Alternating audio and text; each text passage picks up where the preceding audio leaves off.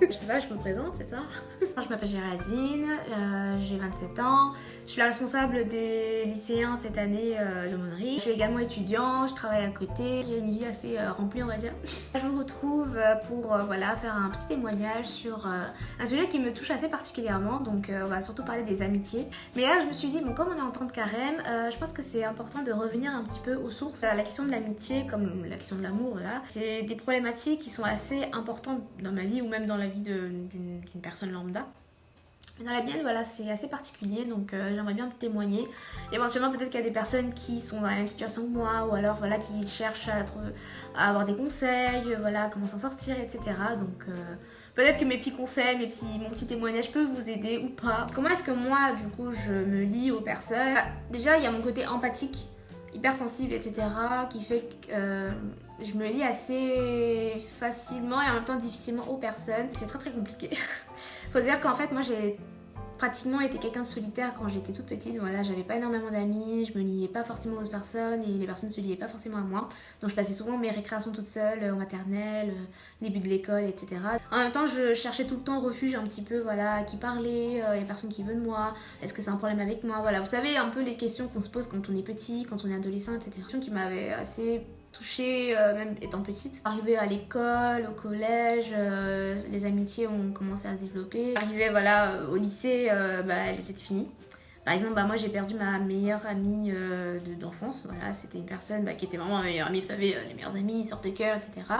Maintenant, à l'heure actuelle, à mes 27 ans, je parlerais plutôt de sœur de cœur que de meilleure amie. Parce que pour moi, en fait, je sais pas, même si je dis meilleure amie aux personnes qui sont vraiment très proches avec moi, le concept de meilleure amie, ça s'est arrêté à cette personne-là. J'arrive pas à voir quelqu'un d'autre à la place de cette personne.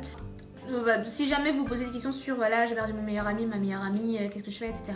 Franchement, c'est quelque chose qui est assez douloureux, qui est assez mal vécu et tout, mais je pense qu'en fait, en grandissant, quand voilà, vous mûrissez et tout, vous pouvez passer outre.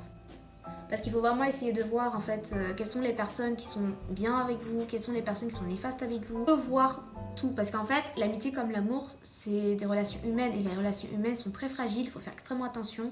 Un rien peut tout peut tuer une relation et moi j'ai tué énormément de relations avec mon silence, avec des choses que je n'étais pas capable de dire. Et voilà mon côté introverti, mon côté hypersensible. Qui devient par moments handicapant.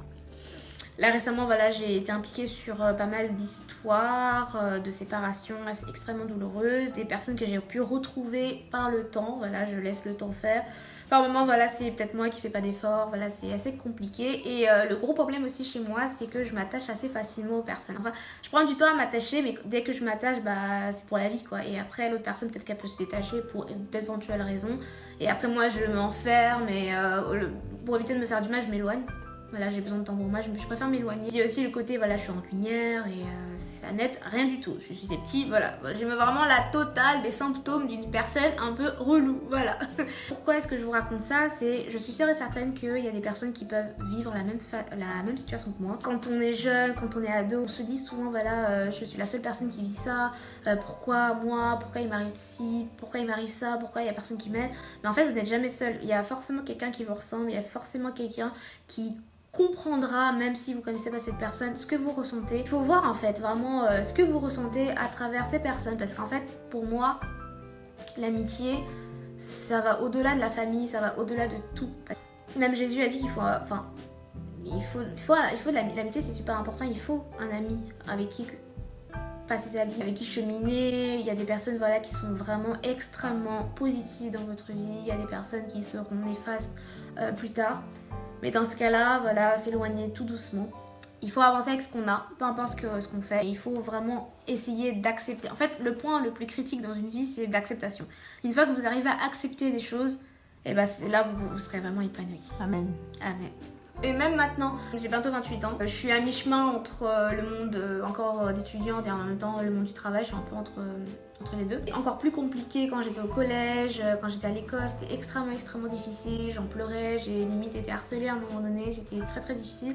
Au final, grâce à Dieu, on a pu cheminer des choses. J'ai pu découvrir des choses. Je me suis éloignée de certaines personnes. D'autres personnes se sont éloignées de moi. Et même maintenant, en fait, c'est toujours aussi compliqué, mais faut juste faire attention et non pas, enfin, faut pas non plus trop s'enfermer. Faut parler, faut essayer de voir du monde, mais ne surtout pas se forcer en fait, parce que si vous forcez, bah, il n'y a plus le côté naturel, il n'y a plus le côté spontané. Un de mes gros défauts également, c'est que je suis quelqu'un qui garde les choses pour soi, qui n'a pas... Enfin, je n'aime pas le conflit, je n'aime pas du tout le conflit, je n'aime pas me disputer avec les personnes, donc du coup je garde tout pour moi, même si ça me blesse, même si voilà, je suis blessée, et l'autre personne ne comprend pas au final, enfin, parce que vu que moi je m'exprime pas, bah, l'autre personne elle a l'impression qu'elle a rien fait, qu'au final la personne m'a blessée, mais j'ose pas lui dire qu'elle m'a blessée, vous voyez, et du coup la personne elle sait pas ce quoi faire et on s'éloigne, enfin, je blâme pas l'autre personne, en fait, là je vise personne, hein, vraiment personne, c'est juste moi, mon état d'esprit, comment il est, et peut-être que voilà, il y a des personnes qui me ressentent. Après je sais pas si c'est lié à l'hypersensibilité, je ne sais pas du tout, je vais pas vous faire de généralité, en tout cas là c'est mon cas à moi.